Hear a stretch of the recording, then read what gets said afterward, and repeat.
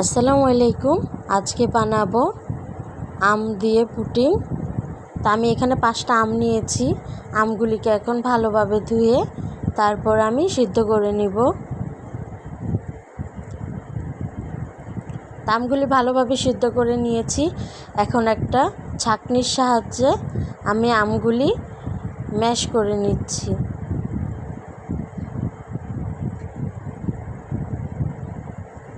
তা আপনারা চাইলে ব্লেন্ডারেও আমটা ম্যাশ করে নিতে পারেন।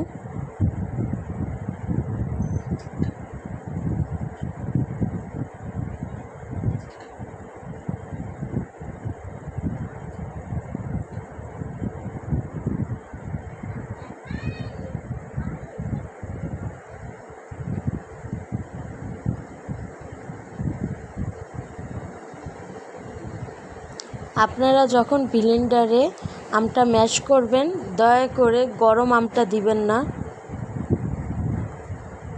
আমটা ঠান্ডা করে তারপর আপনারা ম্যাশ করে নেবেন।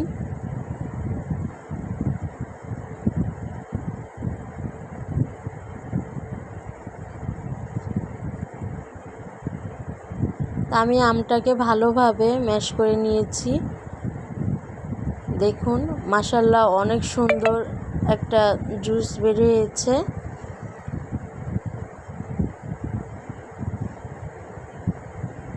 দেখুন, এর মধ্যে কোনো আঁশ বা কিছুই নেই, পরিষ্কার একটা পিউরি বের হয়েছে। তা আপনারা যখন ব্লেন্ডারে ম্যাশ করবেন তখন ছাঁকনি দিয়ে তারপর ছেঁকে নেবেন। তা আমি এখন চুলায় বসিয়ে দিচ্ছি।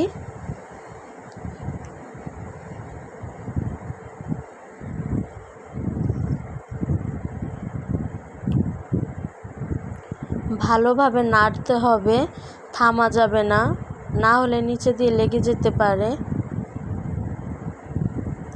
তা আমি এখানে 1 কাপ চিনি নিয়েছি। তো আমি 1 কাপ চিনি দিব না, হাফ কাপ চিনি দিব এখানে।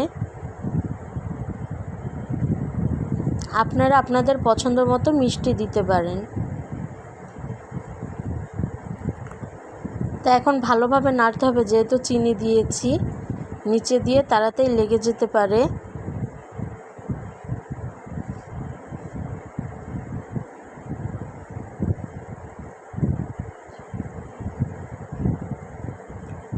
তো স্বাদ বাড়ানোর জন্য অল্প পরিমাণে লবণ দিয়ে দিচ্ছি। আপনারা দিতে না চাইলে স্কিপ করতে পারেন।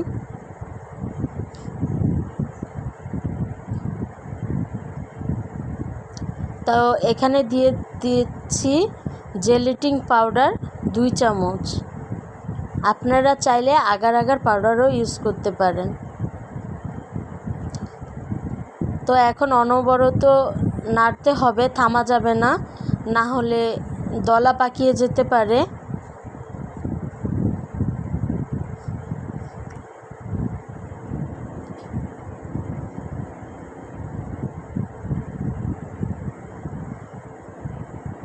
তো এখন 3-4 ফোঁটার মতন আমি কালার দিয়ে দিচ্ছি, ফুড কালার।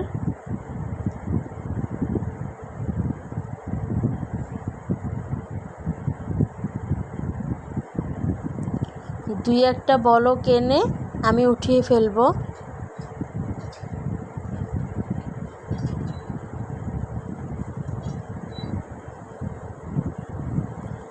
তো ভালোভাবে বলক এসেছে, এখন আমি নামিয়ে নিচ্ছি। তা আমি এই ছাঁকনি দিয়ে আবারও ছেঁকে নিব।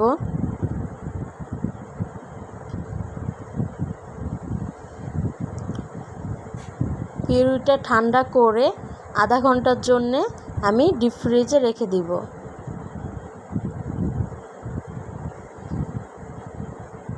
তা আধা ঘন্টা পর ফিরে আসলাম।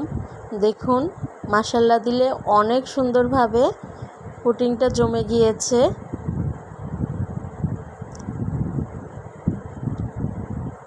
অবশ্যই আপনারা ঘরের ভিতরে একবার হলেও ট্রাই করবেন।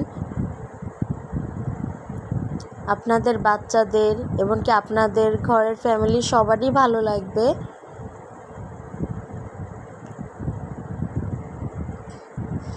দেখুন মাশাআল্লাহ দিলে অনেক সুন্দরভাবে জমেছে।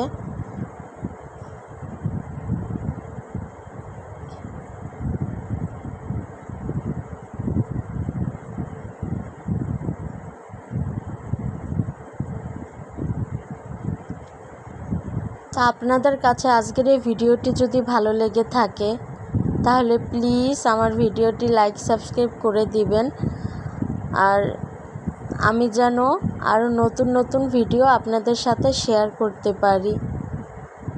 সবাই ভালো থাকবেন, সুস্থ থাকবেন। আল্লাহ হাফেজ।